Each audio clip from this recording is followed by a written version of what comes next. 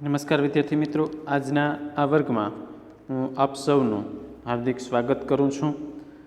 BA semester 1 મુખ્ય વિષય ઇતિહાસ અને BA સેમેસ્ટર 3 ગૌણ વિષય ઇતિહાસ, જેમાં આજે આપણે આગળનો જે ટોપિક જે છે એ વૈદિક સમયનું સામાજિક જીવન, જેના વિશે ચર્ચા કરીશું. BSM 1નું પેપર નંબર 1 છે અને BSM 3 ગૌણ વિષય ઇતિહાસનું પેપર નંબર 5 છે, બરાબર, જેની અંદર આ વૈદિક યુગના સામાજિક જીવનની આપણે ચર્ચા કરીએ. તો પ્રશ્ન છે એ યુનિવર્સિટીમાં એ રીતે પણ પૂછાઈ શકે કે વેદકાલીન યુગની સામાજિક, આર્થિક અને ધાર્મિક પરિસ્થિતિ અથવા તો જીવન વિશે સમજાવો. તો ત્રણ વિશે લખવાનું, અને જો કોઈ પણ એક અથવા તો કોઈ પણ બે, દાખલા તરીકે સામાજિક પરિસ્થિતિ પૂછે અથવા તો સામાયિક જીવન, એ બંને એક જ થાય. તો સામાજિક પરિસ્થિતિ પૂછે તો એક વિશે લખવાનું, આર્થિક પરિસ્થિતિ વિશે પૂછે તો એના વિશે લખવાનું.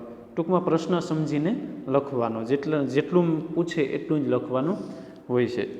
હવે એની સામાજિક જીવન વિશે જોઈએ તો વૈદિક સમયગાળો એટલે કે શરૂઆતથી લઈ અને આપણે વેદકાલીન સમય એટલે કે વેદોનું જે સર્જન થયું ત્યાંથી લઈ અને મહાભારત ને રામાયણ યુગ સુધી એ વેદકાલીન કહેવાય.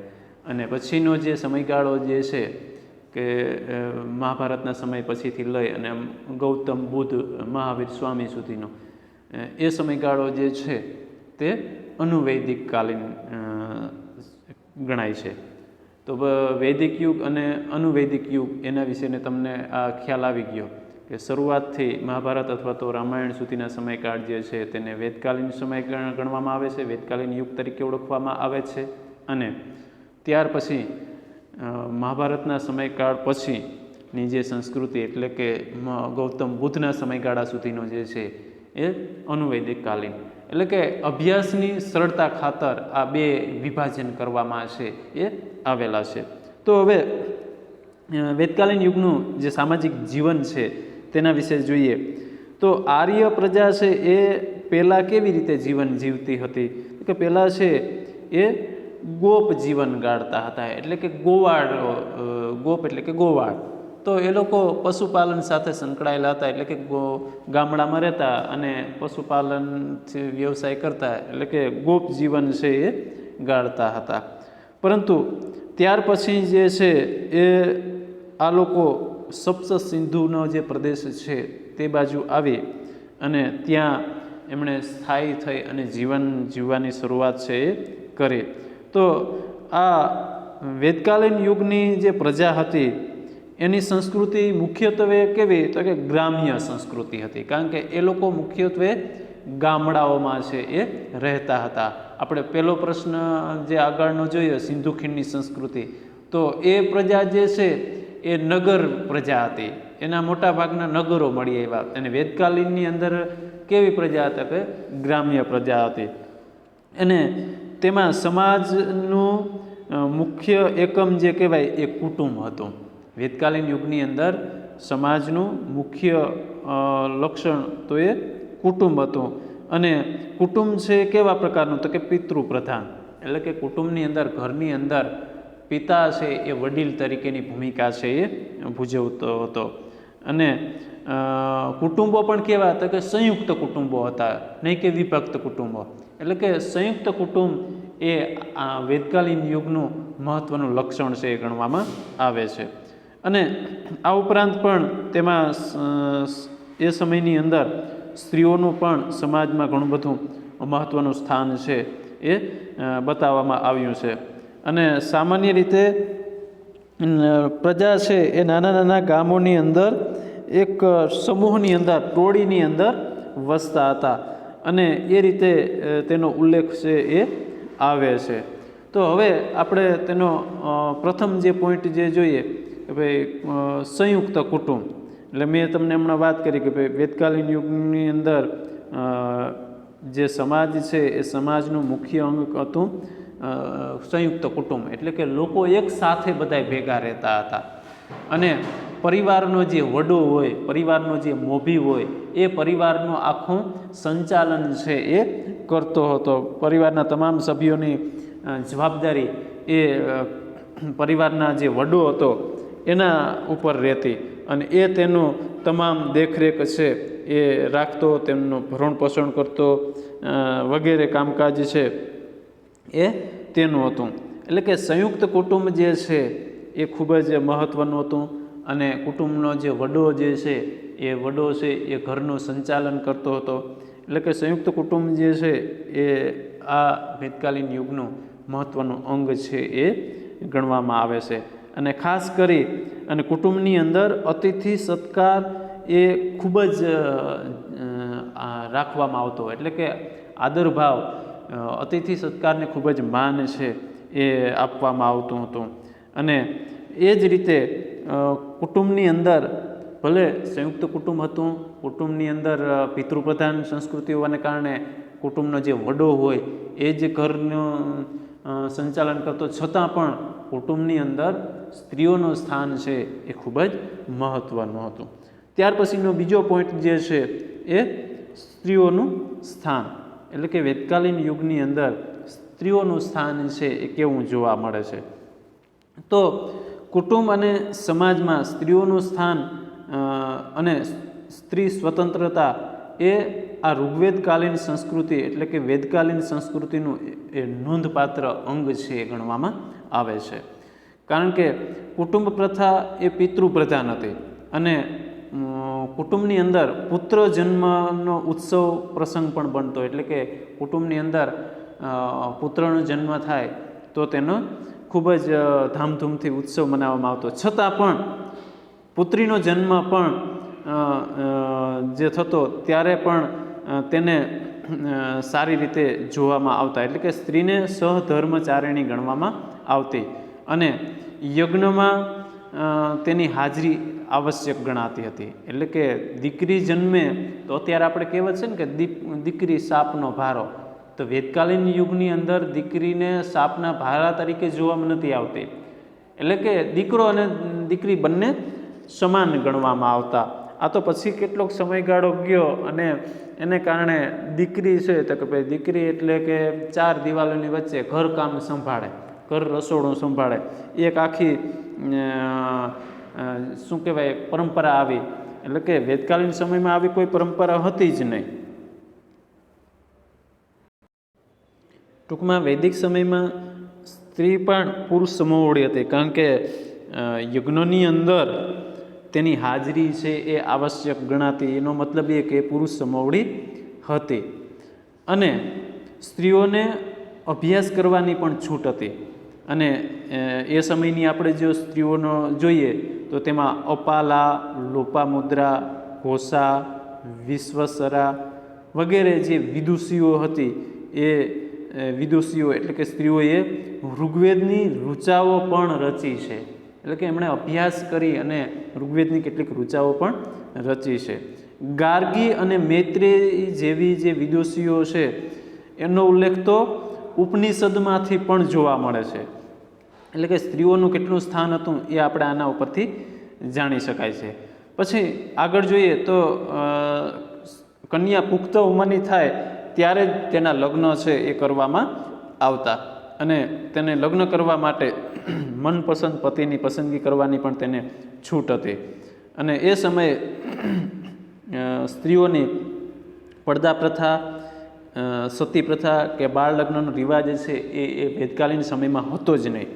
પરંતુ વિધવાઓને પુનઃ લગ્ન કરવાની પણ સ્વતંત્રતા હતી. એટલે કે એક વખત જે સ્ત્રી લગ્ન કરી ચૂકી હોય અને કોઈ કારણસર તેનો પતિ મૃત્યુ પામે તો ફરી વખત તે બીજા લગ્ન કરી શકતી હતી. એ પણ સ્વતંત્રતા હતી.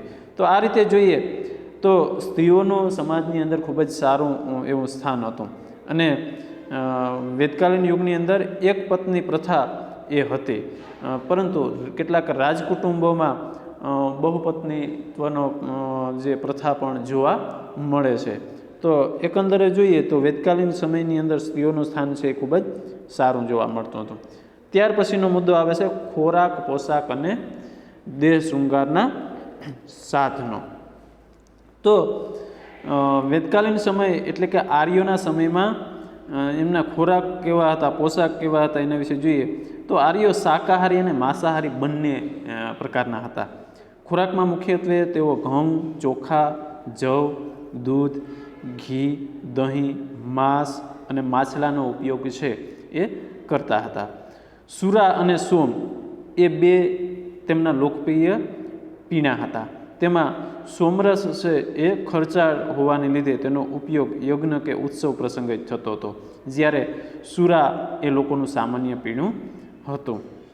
પોશાકની અંદર જોઈએ તો પોશાકમાં સ્ત્રી પુરુષ બંને એક વસ્ત્ર ધારણ કરતા હતા, એટલે કે ઉપરના ભાગમાં એક વસ્ત્ર અને એક વસ્ત્ર નીચેના ભાગમાં, આવી રીતે એ વસ્ત્રો છે એ શરીર પર ઢાંકતા હતા.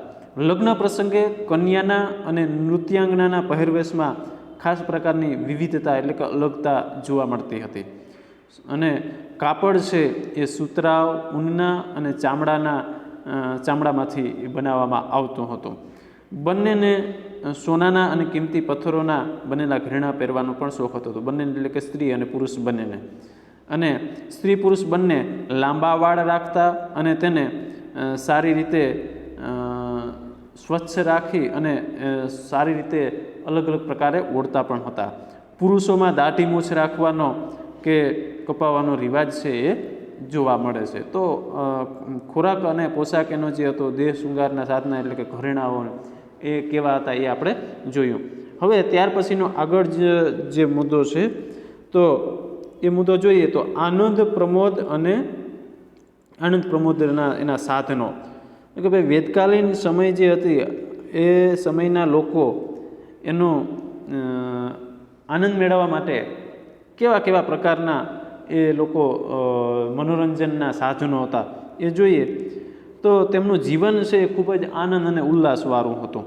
અને એટલા માટે તેઓ છે એ એમનું જે સાહિત્ય જોઈએ તો એના સાહિત્યમાં નર્કની ક્યાંય વાત જ નથી આવતી. એટલે કે ખૂબ જ આનંદ ઉલ્લાસવાળા લોકો છે એ જોવા મળે છે. અને નર્કની વાત નથી આવતી, બીજી બાજુ સ્વર્ગની વાત જોવા મળે છે અને સ્વર્ગમાં પણ વિલાસ જ કરવા મળે છે એવી વાતો છે એ જોવા મળે છે. કેટલીક જીવનની ગંભીર બાબતો પણ કેવી રીતે સહજ ભાવે તેઓ લેતા તે આપણને જોવા મળે છે. અને તેમના જે આનંદ પ્રમોદના સાધનો એટલે કે કેમાંથી એ લોકો મોજ શોખ કરતા, તો એની અંદર જુગાર રમાતો, મદ્યપાન થતું, ઉત્સવો ઉજવાતા અને રથની હરીફાઈઓ ગોઠવતા આનંદ મેળવવા માટે, જુગાર રમતા, દારૂ અને સંગીત નૃત્ય પણ ગોઠવવામાં આવતું વગેરે તેમના આનંદ પ્રમોદ મેળવવા માટેના જે સાધનો છે એ હતા. સંગીત અને નૃત્યમાં ખાસ કરીને વીણા અને વાંસળી અને ઢોલનો ઉપયોગ કરવામાં આવતો. તો આ રીતે એનો જે આનંદ પ્રમોદના જે સાધનો છે એ કેવા હતા એ આપણે જોયું. ત્યાર પછીનો પોઈન્ટ જે છે એ વર્ણ વ્યવસ્થા. એટલે કે આપણે વર્ણ વ્યવસ્થા છે પ્રાચીન સમયની જોઈએ તો એ વર્ણ વ્યવસ્થા અને 4 આશ્રમ વ્યવસ્થા એ પ્રાચીન સમયમાં ખૂબ જ મહત્ત્વની હતી. તો કેટલાક જે વિદ્વાનો છે એ વિદ્વાનોના મત મુજબ વેદકાળની અંદર આપણે જોઈએ તો તેમાં 4 પ્રકારના વર્ણો જે છે એ વર્ણોનું વિભાજન છે એ આપણને જોવા મળે છે. એટલે કે બ્રાહ્મણ, ક્ષત્રિય, વૈશ્ય અને શૂદ્ર, આ 4 વર્ણો હતા. અને એ 4 વર્ણ છે એ ચારેય વર્ણ પ્રમાણે ચારેયના અલગ અલગ કાર્યો પણ જોવા મળે છે. બ્રાહ્મણ છે તો બ્રાહ્મણનું કાર્ય શું હતું કે વૈદિક મંત્રોચ્ચાર કરવો, એટલે કે યજ્ઞ અને વિધિ વિધાનો કરવા અને શિક્ષણ આપવાનું કામ. ક્ષત્રિય જે છે તો ક્ષત્રિયનું કામ છે એ સમાજના લોકોનું રક્ષણ કરવું અને રાષ્ટ્રનું રક્ષણ કરવાનું કામ એ ક્ષત્રિયોનું હતું. અને ત્યાર પછી આવે છે વૈશ્ય. તો વૈશ્ય પ્રજા જે હતી એ પ્રજાનું કાર્ય શું હતું? તો કે વેપાર કરવો, આર્થિક ઉપાર્જન એટલે કે ખેતીવાડી, વેપાર આ વૈશ્યની અંદર આવતા. અને શૂદ્ર જે છે એ શૂદ્ર પ્રજા છે એ ઉપરના 3 વર્ણની જે પ્રજા છે એમની સેવા ચાકરી મતલબ કે એમને જ્યાં પણ કામમાં જરૂરિયાત હોય ત્યાં તે લોકો એમને કામમાં ઉપયોગી થતા. તો આ પ્રકારના 4 વર્ણ છે એ વર્ણ છે એ જોવા મળે છે. અને એ વર્ણ વ્યવસ્થામાંથી જ આજની જે આપણી જ્ઞાતિ પ્રથા છે એ જ્ઞાતિ પ્રથાનો જન્મ છે થયો છે. એટલે કે વેદકાલીન સમયમાં જે આ વર્ણ વ્યવસ્થા હતી, વર્ણ વ્યવસ્થા પછી પાછળથી કેટલોક સમય ગયો, એ સમયમાં પછી વર્ણ છે એમાંથી જ્ઞાતિ વ્યવસ્થા છે એ ઉતરી આવી છે. અને 4 જે આશ્રમો જે છે, તો કે આર્ય ઋષિઓ જે હતા એમણે સમાજના 4 વિભાગ પાડ્યા હતા. અને એ સમાજના 4 વિભાગો પાડ્યા, બ્રાહ્મણ, ક્ષત્રિય, વૈશ્ય અને શૂદ્ર. એ જ રીતે એમણે મનુષ્યના જીવનના પણ 4 વિભાગ પાડ્યા. મનુષ્યના જીવનને એણે 100 વર્ષનું દર્શાવ્યું છે. અને 100 વર્ષના મનુષ્ય જીવનમાંથી પ્રથમ 25 વર્ષ એ બ્રહ્મચર્ય આશ્રમના ગણાતા, બીજા 25 વર્ષ જે છે એ ગૃહસ્થ આશ્રમના ગણાતા, અને ત્રીજા 25 વર્ષ જે એ વાનપ્રસ્થ આશ્રમના ગણાતા, અને છેલ્લા ચોથા 25 વર્ષ એટલે કે સંન્યાસ આશ્રમના ગણાતા. તો 4 વર્ણની જે રીતે આપણે કામગીરી જોઈ અલગ અલગ પ્રકારની, એ રીતે 4 આશ્રમોની અંદર પણ જોવા મળે છે. કે ભાઈ પ્રથમ છે બ્રહ્મચર્ય આશ્રમ, તો એની અંદર શું કરવાનું? તો કે એમાં 25 વર્ષ સુધી ગુરુ પાસે રહી અને ગુરુની સેવા કરવી અને વિદ્યા મેળવવાની હતી. પહેલાં 25 વર્ષનો વનની અંદર આશ્રમોમાં જઈ અભ્યાસ કરી, ગુરુઓ પાસેથી જ્ઞાન મેળવી અને ગુરુઓની સેવા કરી, એ કાર્ય હતું. 25 વર્ષ પૂર્ણ થાય પછી એ ગૃહસ્થ આશ્રમમાં પ્રવેશ કરતો. એટલે કે હવે તેણે કુટુંબની અંદર પ્રવેશ કરવાનો છે અને તેમાં પોતાના લગ્ન કરી અને સાંસારિક જીવન છે એ ગાળવાનું છે. ત્યાર પછી ત્રીજા જે 25 વર્ષની અંદર જે છે વાનપ્રસ્થ આશ્રમ, એની અંદર એણે મનુષ્યએ પોતાના સંતાનોને જવાબદારી સોંપી અને પોતે તેમાંથી ધીમે ધીમે આ સંસારની માયાજાળમાંથી મુક્ત થવાનું છે.